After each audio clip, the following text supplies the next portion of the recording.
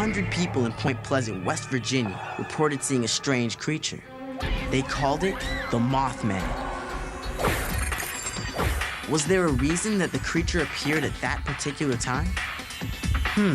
Here's an old picture of Point Pleasant. Wait a minute, there's a bridge in it that isn't there anymore. There it is, December 16th, 1967. The Silver Bridge in Point Pleasant collapsed, and 47 people died. The first time the creature showed up was exactly 13 months before the bridge collapsed. After the accident, he was never seen again. Is it possible the Mothman was trying to warn people in Point Pleasant about the bridge? Or did it cause the tragic collapse? Richard Fields is an engineer. Some people believe that the Mothman is responsible for the collapse of the Silver Bridge. What do you think?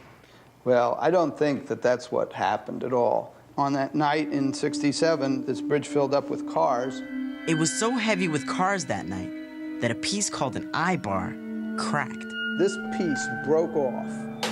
This eye-bar fell. Then this pin came loose, and that whole side of the bridge was now free to begin to fall.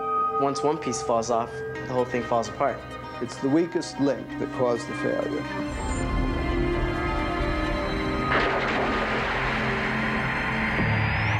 This is the exact location where the Silver Bridge once stood and where 47 people died. It seems that science can explain why it collapsed, but no one knows for sure what it was that people saw that year, or why it came to town. Is the Mothman real? I can't say. One thing that is real, a lot of people say they saw him. The whole thing made such an impression on the people here that they put up a Mothman statue. One thing's for sure, the people of Point Pleasant will not soon forget the Mothman or the lives that were lost in the Silver Bridge disaster.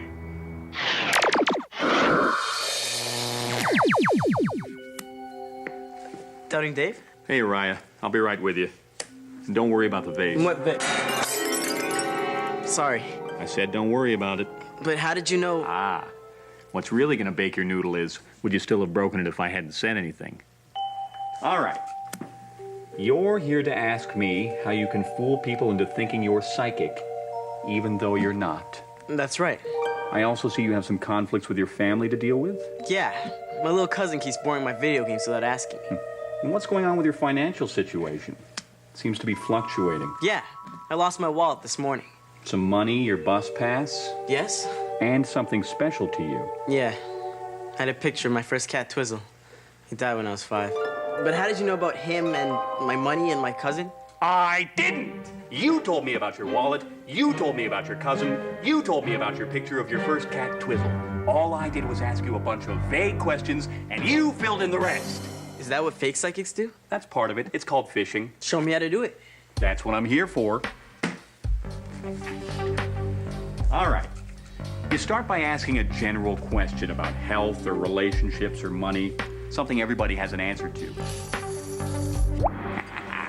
Then, when the person answers, you start reeling them in, asking them more questions based on their answers, using probability and statistics to help you look psychic, like, I feel like your financial situation is fluctuating, which pretty much describes everybody on Earth. And they say, oh my gosh, I lost my wallet this morning. And you say, oh, your money, your bus pass, and something special to you, because almost everybody has something special in their wallet. And they say, I lost my picture of my first cat, Twizzle. And then you keep asking them questions until they've told you a whole story. But at the end, they think you've told them their story.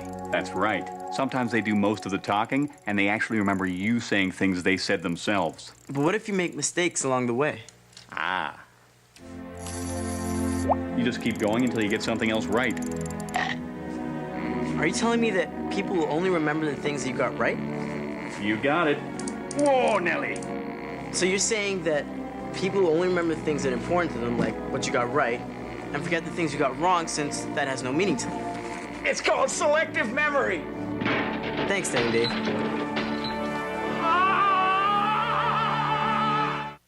Scary Saturday Night Sleepover will be back on Discovery Kids. This Halloween. Time to log on and freak out. Go to discoverykids.com and get your freak on. Freak Week on discoverykids.com. They've never been seen before. Until now. Hey! Real tunes on the Discovery Kids channel and Saturday mornings on NBC. Scary Saturday Night Sleepover is back on Discovery Kids.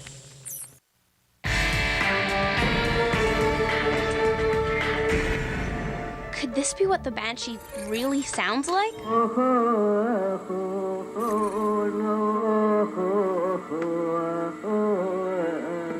Professor Patricia Lysock is an expert on the Banshee.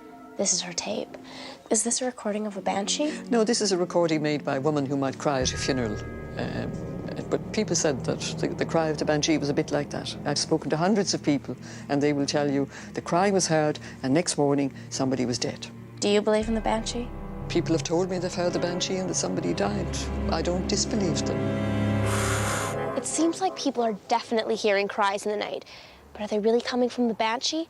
Or could something else out there be making those eerie sounds? Chris Wilson thinks so. He's an expert on birds and their calls. Now that's the barn owl's call. It's pretty creepy, but do you think people could be mistaking it for the Banshee's cry? Why not? It's a really strange noise, as you can hear. But in fact, there is another sound that I'd like you to listen to.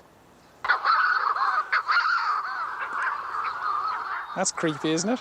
It's pretty weird. Well, that's actually a Manx shearwater, and they are just over there on the island. That's just across the water from where Pat Hurley heard the Banshee. Is it possible that this is what you've heard?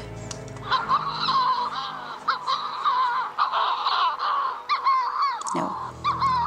No, it was nothing like that. No animal could make this sound. No, definitely not. What I heard was like a child crying. Very lonely, sad cry. Paula and Pat don't think what they heard was a bird call. I wonder what else could be causing those sounds and why. After Paula and Pat heard those sounds, somebody died. Maybe there's a reason that people hear strange noises and think it's a Banshee. Maybe they have a reason to want to believe in the Banshee. Remember, she is crying for the person who is dying, and what she's doing is she's telling everyone in the community, there is someone in your community dying. So rather than it being something scary, a scary type of experience, it's actually quite comforting. It's actually very comforting, and that's why I think people believe in it so long. I mean, there are still people today who believe in it, young people who believe in it. It's something that belongs to families, and it makes death perhaps a little bit more acceptable. So does the Banshee exist for real? Or only in people's imaginations?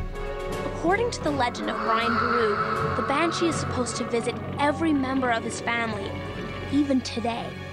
I managed to track down Connor O'Brien, a living relative of Brian Boru. Yes, I'm 32nd in direct descent from Brian Boru. He's my grandfather, 32 times removed. I've never heard the Banshee myself, and I don't know anyone, any O'Brien relative of mine, who has ever heard the Banshee. Do you believe in the Banshee legend of Brian Boru? I personally don't believe in the Banshee. I believe that Brian Boru certainly heard something before the Battle of Clontarf. When you were up in Craiglee, you might well have noticed the sounds of the wind through the trees, the sound of the wind through the stone. Yes. Sometimes can play tricks on the ears and make strange noises and interpret as maybe something the sound of the Banshee. So it's very possible that people are mistaking strange sounds in nature for the Banshee's cry. But one thing's for sure. For many of the Irish, hearing a wail in the night makes them nervous of what news they'll wake up to in the morning.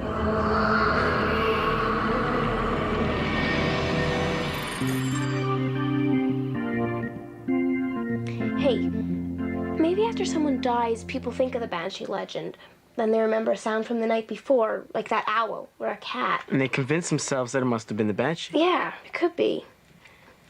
So maybe the Banshee and the Mothman are just myths, but they do remind me of a legend that's been going around the lab here for ages. Apparently, people hear a strange wailing sound that builds and builds and then someone makes tea. Remember, things aren't always what they seem.